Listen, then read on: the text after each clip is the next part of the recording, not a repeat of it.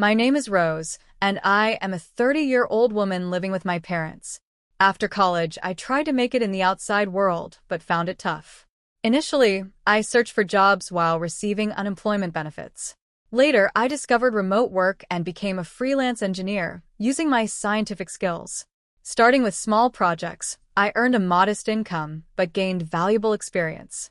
Working from home allowed me to make enough money without dealing with people too much, which boosted my confidence. I progressed steadily, taking on larger projects, and my income grew. After a year, I was earning as much as a regular company employee. The issue is that my parents, especially my old-fashioned mother, struggled to understand my work-from-home setup, despite my detailed explanations. My father gets it, but my mother fears what she doesn't understand. No matter how many times I emphasized my commitment to my job, my mother would say things like, "How long will you stay home?" I initially thought it was for your mental health, but it's been over 2 years. You should try working outside more. Despite my sincere explanations, she didn't quite grasp it. She often suspected my online work, saying, "You're just doing something online." How could I make her understand? Even with emails from clients and my salary statements, she wouldn't accept my lifestyle. She even went as far as suggesting, "Isn't it some shady business or a weird religion you're into?" That's not true. I receive regular payments, and it's a reliable job, I explained, but she wouldn't budge, worrying endlessly about the possibility of me relying on unemployment benefits. I had thought about living on my own but hadn't saved enough money yet. Around that time, my father needed nursing care due to deteriorating health.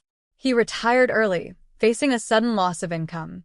When I expressed concern, he reassured me, "Oh, Rose, I've got my pension. I'll make it work." Considering my mother's spending habits, I asked, "Are you sure you can handle it?" Regardless, we had to manage with our savings. My father looked tired, perhaps feeling anxious about the future. He had supported me financially through college and even when I returned home due to mental health issues. I wondered, is it a good idea to leave my father alone and live on my own? My mother was also puzzled by my father's sudden condition. Wanting to give back, I decided to stay home and support the family. "Don't worry, Dad. I'll take care of things from now on." "Oh, really?" my surprised father questioned. "But I can't imagine you have that much income." "Don't worry, Dad. My current income is stable." To reassure him, I showed my bank account information. Since my father always understood my situation, I believed he would be convinced. "Rose, I didn't know you were so solid." "Yeah, my income has improved lately. Can you help us out a little?" "Of course. You've done so much for us, so I'll support you from now on." "Thank you, Rose." This commitment led me to cover the living expenses, my father's medical bills, and other costs. Every month, I transferred a set amount to my father's bank account to assist with household expenses. I created a new main card for my mother and gave her a supplementary card, as she had been using my father's credit card. Both my father and I saved money whenever possible, urging my mother to do the same. However, my mother, still suspicious about my support, suggested kicking me out of the house. My father, recognizing my financial contribution, convinced her it would be harder without me. Reluctantly, she agreed to let me live with them. I continued working while helping at home, but my mother took my assistance for granted and became strict. "Can't you finish your chores faster?" she would ask. "Sorry, it's not easy. I'm working at the same time," I replied. "You keep saying that, but is it really that difficult?" My mother would snap. She didn't understand, and our relationship became increasingly strained. My father, however, understood my efforts, and we lived this way for a year. However, after that year, he fell ill and had to be hospitalized. I visited him daily. "Hey, Dad, how are you today?" I would ask. "Thank you, Rose. It doesn't seem to be improving, but I hope it's less of a burden for you," he would say. "Don't think that way. Taking care of you wasn't a burden. But I know you and Mom haven't been getting along." After my father's hospitalization, my relationship with my mother worsened. Living with her felt suffocating, but I still wanted to support both my parents. As a family, I cherished memories of my mother making my lunchbox and putting effort into dinner when I was a student. However, My perspective changed when my brother, Jack, and his wife, Sophia, unexpectedly arrived one day. It seemed my mother had invited them without telling me. "We're going to live here now," my brother announced.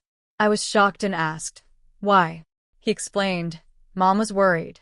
She thought it might be tough for you to live here alone while Dad's not around." Surprised, I turned to my mother, but she avoided eye contact. My brother added, "We'll support you, Rose." His wife, however, hinted at something more with a smirk. My mother then stated, "Thanks to both of you, Rose. Be prepared to contribute. Otherwise, it might be hard for you to stay in this house." The situation with my brother and his wife moving in was unexpected. My brother, with a degree from a prestigious college, worked for a solid company and presumably earned a good salary. However, I was also dedicated to my work. Could they manage without me? A new chapter of living together began, and it turned out to be more challenging than I had anticipated. "Rose, why aren't you up yet? Wake up and make breakfast," my brother's wife yelled, banging on my door. "I'm already up. I'm working early," I responded, fully awake and in work mode. As a morning person, this was my most focused time of day, and I wanted to spend it without any disturbances. "Really? Then get on with it and get breakfast ready. Do I have to make everything by myself?" Our family usually had a relaxed morning, eating when and what we wanted. With my mother and brother's wife at home, I thought it was normal for her to prepare breakfast. But she insisted, "We're living together, so we need to cooperate, right?" Reluctantly, I helped prepare breakfast, but they weren't satisfied. "Is this all you made? This isn't enough." I had prepared soft scrambled eggs, a lettuce salad, buttered toast, and a juicy sausage. A decent breakfast, I thought. "Did I miss something?" "If you don't want it, you don't have to eat it," I replied. They looked surprised at my response. "What's with that attitude? Who do you think you are? This is unacceptable. You should help with the housework," they scolded. "But I have work to do too." "Work? Really? I can't believe it. What kind of work is that? Are you crazy?" my brother and his wife questioned, mocking me. My brother, influenced by my mother, tended to look down on me and make fun of me. Despite this, my work time was precious to me. I headed to my room, packed my laptop, and left the house. "Wait, where are you going?" my brother called after me. Ignoring his voice, I went straight to my father's hospital room. He looked surprised as I entered. "Rose, what's wrong? You seem flustered," he said. I explained the situation, and my father expressed surprise. "I didn't know they were—" "I'm sorry, Rose. Don't worry about it. You can choose your own way of life." Feeling lost, I thought about my mother's comfort with Jack at home. My father reassured me, "You don't need to stay where you're not comfortable. I want you to live happily, so live your life the way you want to." "Thank you, Father," I said, feeling encouraged by his words. I decided to leave home. When I returned in the evening, a tense scene awaited me. My mother, brother, and sister-in-law all looked serious. "Where were you?" my brother asked. "Weren't you at work?" "I had to take the day off because of you," he continued, his tone sharp. "How could you take a day off for such a reason?" Internally, I was surprised at how easily my brother took time off work. Wasn't that too irresponsible? Gradually, my brother and his wife's voices grew more heated. "Get out of here," he suddenly declared. "Why?" I asked, taken aback. "Rose, from now on, the three of us will live together. If you don't want to stay, please leave. We don't need your overbearing presence to support us," they said as they attempted to kick me out of the house. "That's enough, Rose. You don't need to be here now that your father is gone." My mother strangely echoed my brother and his wife, treating me as a hindrance. Did she even comprehend my financial contributions to the family?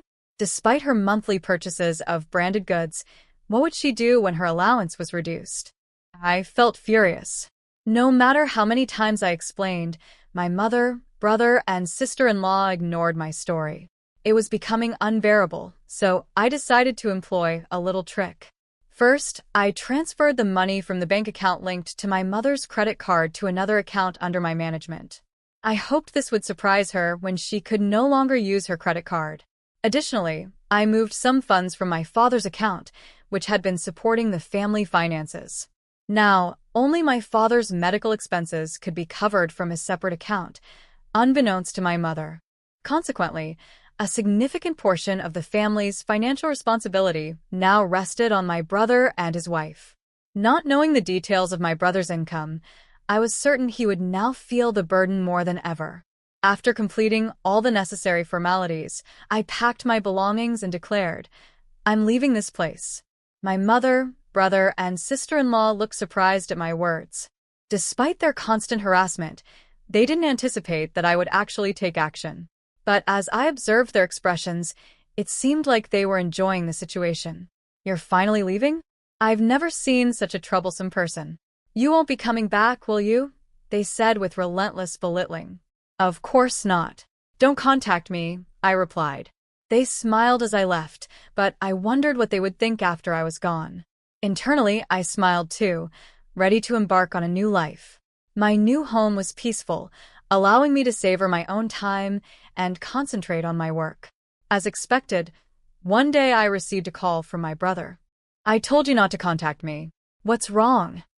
I answered, hearing the surprise and urgency in my brother's voice. Oh, that.